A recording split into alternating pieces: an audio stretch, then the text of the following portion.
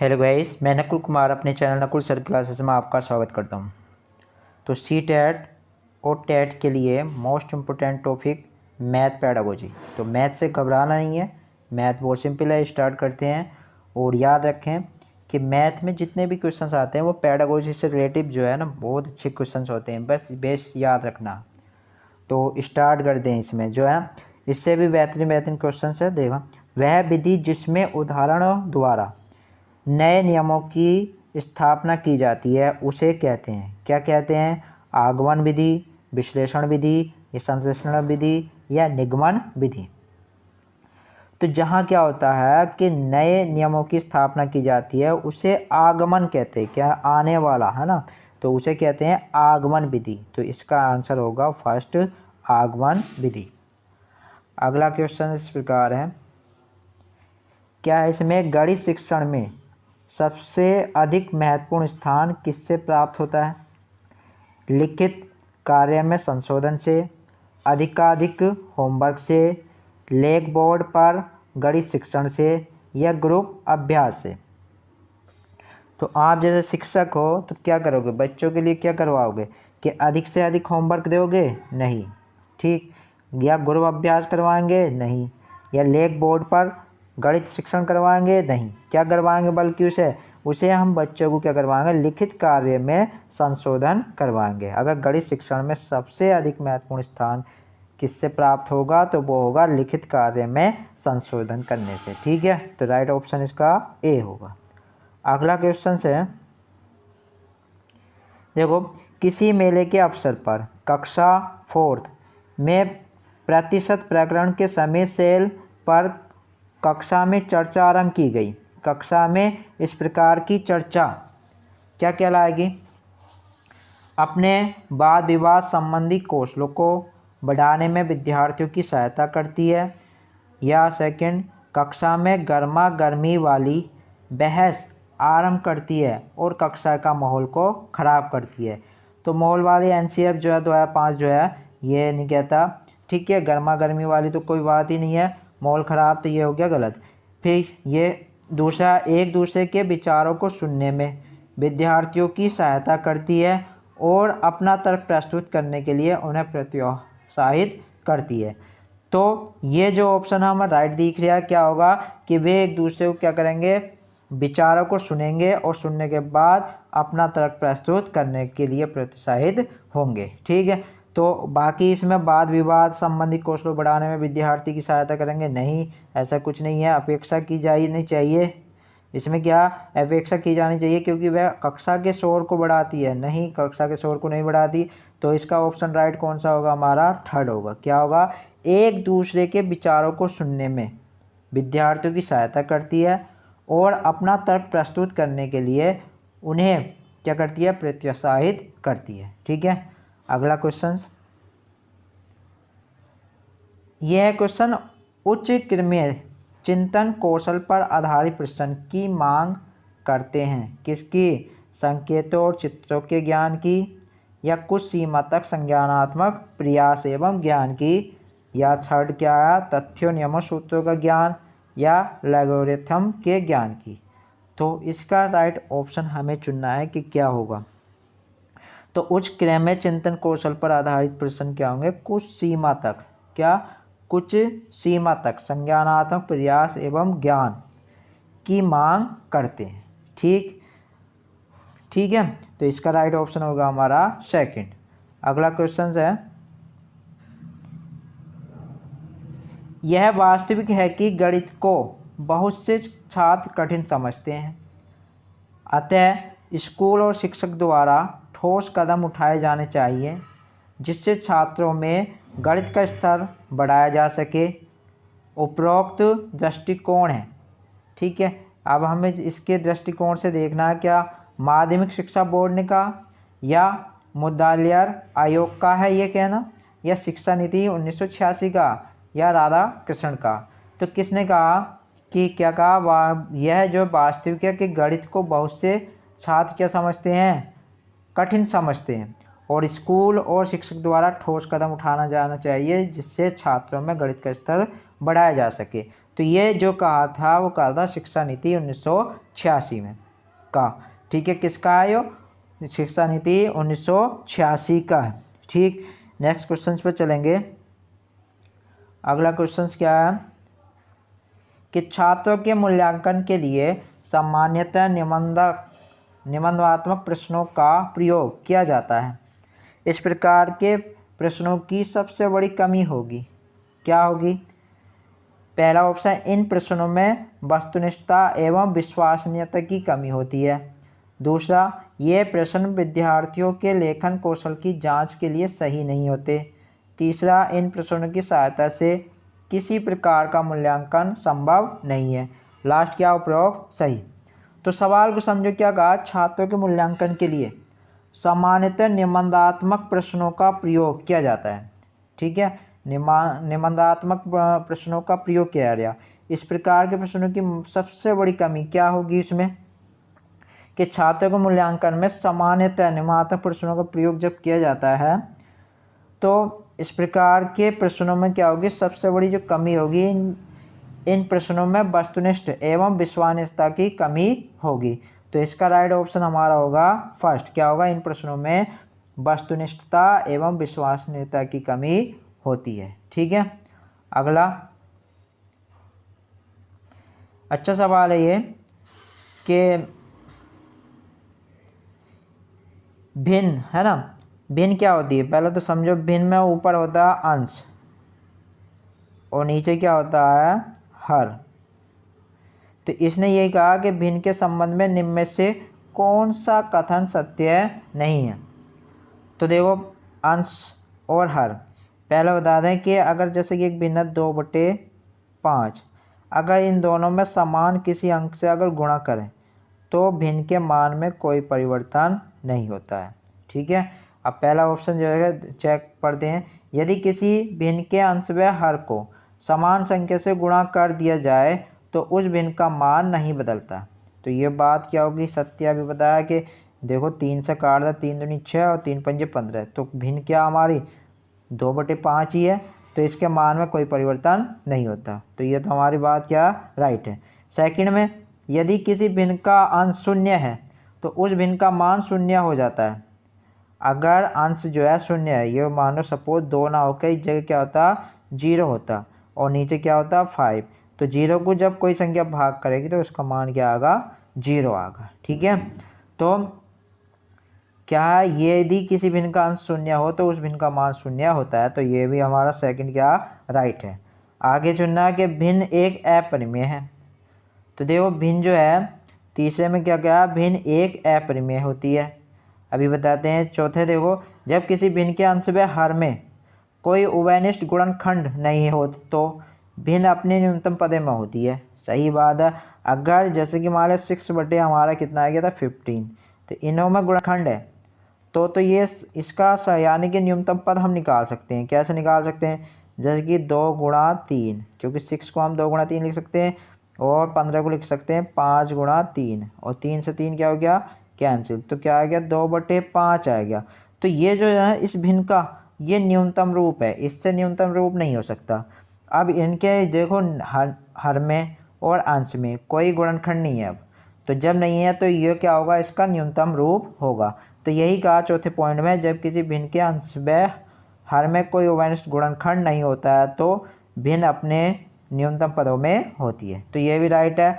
तो इसका मतलब जो ऑप्शन इसका होगा जो भिन्न के लिए सत्य नहीं है वह भिन्न एक अपरिमेय संख्या होती है, जबकि भिन्न क्या है? परिमेय संख्या होती है। कैसी संख्या होती है?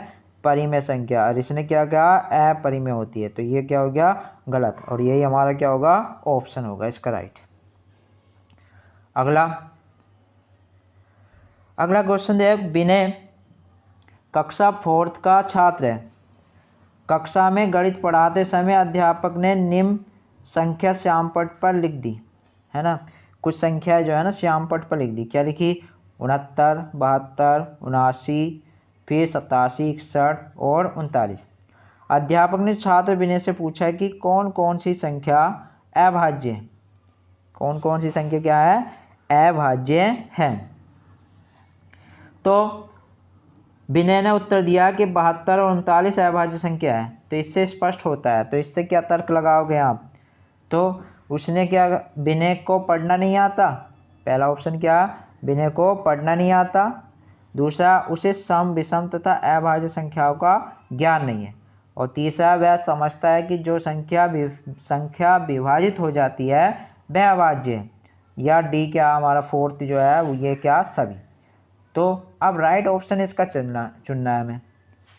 तो पहले जो है हमें जो है चुनना है कि उसे क्या, विनय के उत्तर के अनुसार उसे क्या सम विषम तथा अभाज्य संख्याओं का ज्ञान नहीं है। अगर ज्ञान होता तो वह अभाज्य संख्याएं क्या करता, ज्ञात कर सकता था। ठीक है, तो उसे सम विषम तथा अभाज्य संख्याओं का ज्ञान नहीं है। तो इसका राइट ऑप्शन हो गया 2। अगला क्वेश्चन क्या है कि भिन्नों का योग पढ़ाते समय शिक्षक को नीचे दी गई त्रुटि मालूम है। कि एक ये भिन्न दिया है, इसका योग पढ़ाते समय जो है ना एक त्रुटि शिक्षक को जो है ध्यान है। क्या इसमें दिया है 1/4 प्लस 2/3 बराबर 3/7 आता है ना। तो उसने बच्चे ने क्या कर दिया कि ऊपर 1 + 2 लिख दिया और नीचे क्या 4 + 3, टोटल मिला के एक भिन्न बना दी। इसका हो गया 3/7। तो इस तरह से उन्होंने भिन्न सोल्व कर दी। अब इस स्थिति में शिक्षक को उपचारात्मक कार्य के लिए क्या करना चाहिए। अब शिक्षक को क्या करना चाहिए, बच्चे ने तो सोल्व कर दिया, अब उसके अकॉर्डिंग तो क्या है वो राइट है कि 3/7 क्या है, राइट ऑप्शन है, वो सोल्यूशन है। अब हमें क्या, बच्चों जो टीचर को क्या करना चाहिए कि प्रत्येक भिन्न को पढ़ाते समय भिन्न के परिमाण को समझने में बच्चे की सहायता करें, है ना। जब भिन्न के परिमाण को क्या करें, वो समझाने में उसकी सहायता करें। या लघुत्तम समार्थक की अवधारणा को समझाने में बच्चे की सहायता करें, है ना। एलसीएम जो है उसे समझाने में सहायता करे। तुम्हें पता ही होगा कि अगर भिन्न हम सोल्व करते हैं, कोई भी दो भिन्न अगर हम सोल्व करेंगे तो उसका सबसे पहला मस्ट है हमारा एलसीएम। अगर संख्या का नीचे हर की संख्या का अगर एलसीएम लेना आता है तो वो भिन्न कर पाएगा, पर इस बच्चे ने तो भिन्न करी नहीं। क्या करा इन्होंने, तो बस योग कर दिया कि 1 + 2 और 4 + 3, तो टोटल मिलाकर 3/7 लिख दिया। लो गुरु जी आ गया आंसर है। तो ऐसा सोल्व करने जा तो उसने क्या कि लास्ट जो थर्ड है, बच्चों को अधिक से अधिक अभ्यास करवाए। तो अभ्यास करवाने से क्या फ़ायदा, जब समझाएंगे नहीं तो अभ्यास वो क्या करेगा। तो फिर क्या इसमें से कुछ ना करवाए, बच्चे जैसा है, बच्चा जैसे ही बड़ा होगा वह खुद समझ जाएगा। ये तो सरासर ही गलत है। ये बच्चों को अधिक से अधिक अभ्यास करवाए कि ये मस्ट नहीं है कि हाँ अधिक से अधिक अभ्यास कराए बच्चा सीख जाए, तो ये भी हमारा क्या होगा, गलत होगा। प्रत्येक भिन्न को पढ़ाते समय भिन्न के परिमाण को समझने में बच्चों की सहायता करें। परिमाण तो वो योग आ गया, अब योग आ गया, मान लिया तुमने कर दिया सोल्व कि ठीक है लो परिमाण आ गया, तो बच्चे की क्या समझ में आएगा, कुछ नहीं। तो बच्चों को क्या करना चाहिए, हमें बच्चों को क्या करना चाहिए, लघुत्तम समार्थक की अवधारणा को समझाने में बच्चे की सहायता करें। ठीक है, तो इसका राइट ऑप्शन होगा हमारा सेकंड। ठीक, नेक्स्ट क्वेश्चन पे चलते हैं। अगला क्वेश्चन क्या है, गणित पढ़ाकर हम बच्चे के मस्तिष्क द्वारा सोचने व समझने की प्रक्रिया को इस ढंग से प्रेक्षित करना चाहते हैं कि खालिस्तान को देखे और समझे और प्रदत्त आंकड़ों का महत्व जाने। तो बताओ कि गणित पढ़ाकर हम बच्चों को मस्तिष्क में द्वारा सोचने व समझने की प्रक्रिया को इस ढंग से प्रेषित करना चाहते हैं कि वो क्या करना, समझे और आंकड़ों का महत्व जाने। पहला ऑप्शन समस्या, फिर अंकों और शब्दों, और फिर इनमें से कोई नहीं। तो देखो क्या होगा कि गणित में क्या होती है, समस्याएं होती है। समस्या को सोल्व करने का क्या कहते हैं, उसका गणित का अच्छा पढ़ाना होता है। तो क्या कहा इसमें, क्या आ कि यहाँ पे जो ऑप्शन आएगा वो आएगा फर्स्ट, क्या होगा, समस्या। समस्या को देखे समझे और प्रद आंकड़ों का महत्व जाने। ठीक है, अगला क्वेश्चन कि किसी संख्या x को 22 से भाग देने पर भागफल z आता है तथा शेषफल क्या है, a बचता है। तो संख्या x का मान होगा, तो संख्या हमें x का मान ज्ञात करना है। पहला x बराबर y गुणा z माइनस के a, फिर x बराबर y गुणा z प्लस a, फिर x बराबर y गुणा a प्लस z, फिर x प्लस y बराबर z गुणा a।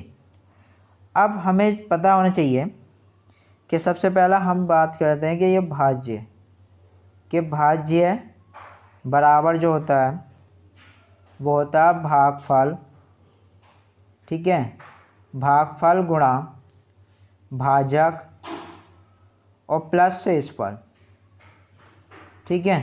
तो इस तरह से हम देखते हैं। तो भाज्य हमारा क्या है, भाज्य तो x है ना, किसी संख्या को x को y से भाग देने पर, किससे भाग कर रहे हैं, y से, तो y से भाग कर रहे हैं तो ये हो गया हमारा भाजक। और भागफल क्या आता, वो आता है z, तो z हो गया, और प्लस शेष क्या बचता हमारा a। तो इस तरह से हमारा क्या बनता है कि x बराबर क्या हो गया z गुणा y और प्लस के a। तो कौन सा ऑप्शन होगा कि x बराबर क्या हो गया y गुणा z और प्लस के a, ठीक है। इसका ये क्या होगा, राइट ऑप्शन होगा, ठीक। नेक्स्ट क्वेश्चन, अगला क्वेश्चन इस प्रकार है कि रजिया से अध्यापक ने पूछा किसी संख्या का 1/3 भाग तथा 2/3 भाग में कितना अंतर है, तो उसने उत्तर दिया -1/3। तो रजिया के उत्तर से स्पष्ट होता है कि, तो क्या होता है उसके उत्तर से, तो इसे भी देखते हैं कि उसे घटाने की क्रिया नहीं आती। फर्स्ट ऑप्शन में क्या है, उसे घटाने की क्रिया नहीं आती, या उसे भिन्नों के छोटे बड़े की समझ नहीं है तथा अच्छी तरह से घटाव की क्रिया की समझ नहीं है, फिर उसे भिन्नों का लय ज्ञात करना नहीं आता, फिर उपरोक्त सभी। तो देखो उसने जो करा कि रजिया अध्यापक ने पूछा कि संख्या का 1/3 भाग तथा 2/3 भाग में कितना अंतर है, तो उसने ये डायरेक्ट क्या कर दिया, बस ऐसे ही घटा दिया कि 2 में से 1 गया है ना, 1 बचा, अब 3 आ गया। तो क्या है कि उसे भिन्नों के छोटे बड़े की समझ नहीं है कि कौन सा बड़ा है और कौन सा छोटा है, तथा अच्छी तरह से घटाव की क्रिया की समझ भी नहीं है। समझ में आ गया कि 2/3 में से घटाना था तो 1/3, पर उनने घटा दिया 1/3 में से क्या 2/3, तो इससे जो आंसर आया उसका वो आया -1/3। पर घटाना क्या था 2/3 -1/3। अब क्यों, क्योंकि उसे पता होना चाहिए बड़ी संख्या में से छोटी संख्या घटाते हैं, पर यहाँ इसे भिन्नों के क्या, उसे भिन्नों के छोटे बड़े की समझ नहीं है तथा अच्छी तरह से घटाव की क्रिया समझ नहीं है। तो ऑप्शन नंबर इसका राइट होगा सेकंड। तो ठीक है, अगला क्वेश्चन चलते हैं। तो अगला क्वेश्चन इस प्रकार है, एक आयताकार कमरे की लंबाई L मीटर, चौड़ाई B मीटर तथा ऊंचाई H मीटर है, तो कमरे की चारों दीवारों के क्षेत्रफल को ज्ञात करने के संबंध में कौन सा तथ्य सत्य है। अच्छा सवाल है। आयत का क्षेत्रफल तो तुम जानते ही हो, लंबाई गुणा क्या होता है, ये चौड़ाई है ना। आयत का जो क्षेत्रफल हो गया वो लंबाई गुणा चौड़ाई होगी।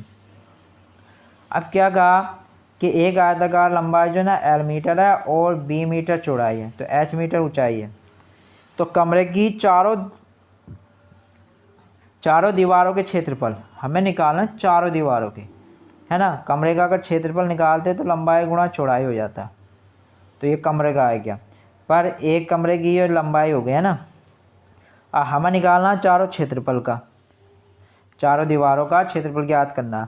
तो क्या होगा इसमें, कमरे की चारों दीवारों का क्षेत्रफल, ये पहला ऑप्शन लंबाई तथा चौड़ाई का योग व ऊंचाई का गुणन, या लंबाई व चौड़ाई का आधा तथा ऊंचाई का गुणन, या लंबाई व चौड़ाई के योग को 2 गुना तथा ऊंचाई का गुणन, लंबाई चौड़ाई तथा ऊंचाई का गुणन।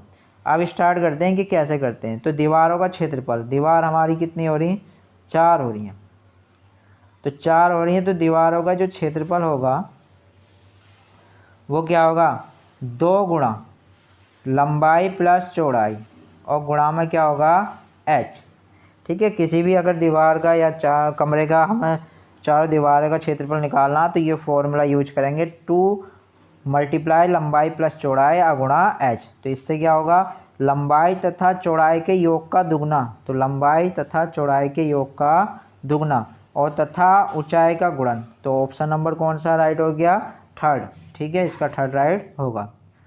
अगला क्वेश्चन क्या है, रेखा ने बाजार से एक सेब खरीदा, उसने चाकू से उस सेब को काटकर 2 बराबर भागों में बांट दिया, पुनः एक आधे भाग को 2 बराबर भागों में बांट दिया, है ना। एक सेब है, ये लिया, इसे चाकू से 2 भागों में काट दिया, ठीक है, समझ में आ गया। फिर पुनः इसे एक आधे भाग को 2 बराबर, एक भाग ले लिया हमने और इसका फिर 2 भाग कर दिए, ठीक है। किंतु सभी सदस्यों को बांटने के लिए एक छोटे टुकड़े को 2 भागों में विभाजित कर दिया। अब एक टुकड़ा ये बचा, सपोज ये एक टुकड़ा आ गया, तो इसके भी 2 भाग कर दिए। कितने कर दिए? 2। जैसे कि अब इस चित्र में दिखा दें, ये हो गया और इसके भी क्या कर दिए? 2 भाग, ठीक। तो यदि रेखा ने सबसे बड़ा भाग खाया हो तो समान हिस्से वाले सदस्यों की संख्या कितनी होगी? अब सबसे बड़ा हिस्सा तो हो गया ये 1, ये हो गया दूसरे नंबर पे, और ये तीसरा, ये चौथा। अब तुम यहाँ देख रहे हो कि 3 और 4, ये 3 और 4 2 सदस्य हैं, इन दोनों के बराबर तो बराबर पार्ट पड़ा नहीं पड़ा, और ये अलग है, ये अलग है, तो इसका मतलब 2 सदस्यों को क्या मिल गया? समान भाग मिलता है। तो क्या है कि पहला ऑप्शन के बराबर हिस्से वाले हिस्से केवल 2 सदस्यों को ही मिले, तो ये तो राइट है कि 2 हिस्से को, जो दो सदस्यों को 2 हिस्से क्या मिले? बराबर मिले उन्हें। फिर दूसरा कि बराबर हिस्से 4 सदस्यों को मिले, तो चारों को तो बराबर नहीं मिले, तो ये तो हमारा हो गया गलत। सभी सदस्यों को बराबर हिस्सा मिला, कि सभी को भी हिस्सा बराबर नहीं मिला। यह तय नहीं कर सकते, हम तय तो कर सकते हैं, ठीक है। और क्या करा हमने तय कि ये जो है ना बराबर हिस्से केवल 2 सदस्यों को ही मिले, ठीक है। अगर तुम्हें ये चैनल अच्छा लग रहा है या हमारा पढ़ाया अच्छा लग रहा है तो केवल प्लीज़ एक रिक्वेस्ट आपसे है, बस हमारे चैनल को सब्सक्राइब कर दीजिए। अगर वीडियो पसंद आ रहा हो तो 100% इसे लाइक कीजिए।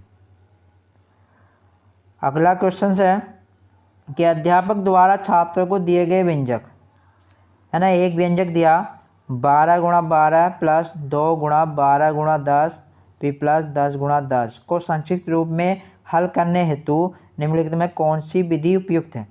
ठीक है, पहला है ए की क्यू प्लस बी की क्यू का प्रयोग करके, फिर ए प्लस बी का होल क्यू का प्रयोग करके, या ए प्लस बी का होल स्क्वायर का प्रयोग करके, या ए माइनस बी का होल स्क्वायर का प्रयोग करके।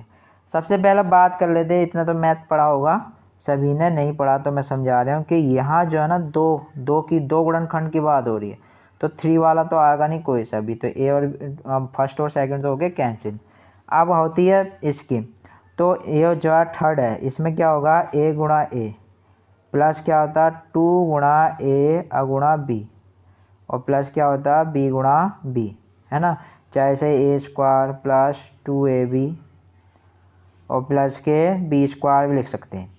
तो इससे देखते होगे ये जो है ए गुणा ए और प्लस 2 गुणा ए गुणा बी और प्लस बी गुणा बी, तो यही तो लिखा हमारा 12 गुणा 12 और 2 गुणा 12 गुणा 10 और 10 गुणा 10, जैसे कि यहाँ लिख दें 12 गुणा 12 प्लस 2 गुणा 12 और गुणा 10 प्लस के क्या होगा 10 गुणा 10। तो इस प्रकार से हमारा इसका राइट ऑप्शन क्या होता है, हमारा होता है थर्ड, ए प्लस बी का होल स्क्वायर का प्रयोग किया करके। ठीक है, बहुत आसान हो जाएगा। नेक्स्ट क्वेश्चन है, यदि संख्या 9385 में इकाई और हजारवें स्थान के अंक परस्पर बदल दें। क्या कर दिया कि 9385 संख्या के इकाई और दहाई के अंक परस्पर बदले जा रहे हैं, बस ये बीच में ऐसे रहेगा, तो बदल दिया हमने। फिर मूल संख्या और नई संख्या के संबंध में परिमाण होगा, है ना, कि पहली संख्या ये और इसमें इन दोनों के बीच क्या परिमाण होगा, ऑप्शन से पता चलेगा। कि देखते हैं कि मूल संख्या से नई संख्या में वृद्धि हो जाएगी, नहीं ये तो कमी हुई है, तो ये तो हो गया गलत। मूल संख्या से नई संख्या 3996 कम हो जाएगी, तो इसे देखते हैं कि कितनी कम होगी। 15 में से 9 गए कितने बचे, 6 बचे। यहाँ 17 में से 8 गए कितने बचे, 9, और यहाँ 12 में से 3 गए कितने बचे, 9, ठीक है। और फिर यहाँ 8 में से 5 गए कितने हैं, 3, तो 3996, क्या 3996 है, यस। तो इसका मतलब ये जो संख्या आई बाद वाली वो पहली संख्या की अपेक्षा 3996 कम हो जाएगी, तो राइट ऑप्शन हो गया हमारा सेकंड। अब थर्ड भी आ क्या, दोनों संख्याओं के मान समान होंगे, नहीं होंगे, है ना, ये भी गलत हो गया, तो इसलिए राइट ऑप्शन इसका सेकंड कौन सा हो गया, सेकंड, कि मूल संख्या से नई संख्या 3996 कम हो जाएगी। अगला क्वेश्चन है कि राधा ने बाजार से एक सेब खरीदा, उसके दो समान भाग किए। एक सेब जो है ये हो गया सपोज, इसके दो भाग कर दिए समान, आधे भाग दो बराबर भागों में बांट दिया, है ना। दो समान भाग किए, पुनः आधे भाग को दो बराबर भागों में बांट दिया, एक भाग को दो बराबर भागों में फिर बांट दिया, ठीक है। यदि सबसे छोटे टुकड़े का भार 50 ग्राम है, ये एक टुकड़ा ये हो गया और एक ये हो गया छोटा, कोई से कभी मान लो दोनों बराबर हैं तो 50 ग्राम है एक का, तो सेब का कुल वजन कितना है। हमें क्या बताना, सेब का कुल वजन कितना है। इसे दो बराबर भागों में बांटा तो कितने भाग हो गए इसके, 4 हो गए, कितने 4, और एक भाग का जो भार है वो कितना 50, तो टोटल मिला के 50 की 4 से गुणा करेंगे तो ये आ गया 200, कितने ग्राम, 200 ग्राम। इसका राइट ऑप्शन होगा फर्स्ट। अगला क्वेश्चन क्या है, यदि संख्याओं का योग उनके अंतर का 2 गुना है। मान लिया दो संख्या मान ली, एक x हो गया एक y, इनका योग जो है इनके अंतर का 2 गुना है, ठीक है, इनके अंतर का 2 गुना। यदि इनमें से एक संख्या 10 हो तो दूसरी संख्या बतानी है, तो करो। योग x और प्लस y, योग हमारा 2x माइनस के 2y, तो ये x तो इधर भेज दो और y इस साइड में ला के जोड़ दो, है ना। तो 2 और 1 कितने हो गए, x, 2x में से एक x गया तो 1 बचा, और 2y और 1y कितने हो गए, ये 3y। अब एक संख्या हमारी 10 है तो दूसरी संख्या बतानी है, तो x y बराबर मान लो दूसरी एक संख्या, तो ये क्या हो गया 10 या कितने हो गए 30, तो इसका राइट ऑप्शन हमारा 30 कौन सी है, चौथी, तो राइट ऑप्शन हो गया हमारा 4, ठीक। तो सभी भाई बंधुओं से ये है एक रिक्वेस्ट कि हमारे इस चैनल को सब्सक्राइब ज़रूर कर लीजिए। वीडियो अगर पसंद आ गई हो तो 100% से लाइक कीजिए और शेयर कीजिए, ठीक। मैथ का आज ये लास्ट टॉपिक, यानी कि यहाँ तक ही हैं लास्ट क्वेश्चंस, और फिर नेक्स्ट वीडियो में मिलते हैं नए क्वेश्चंस को लेकर, और जब तक के लिए जय हिंद।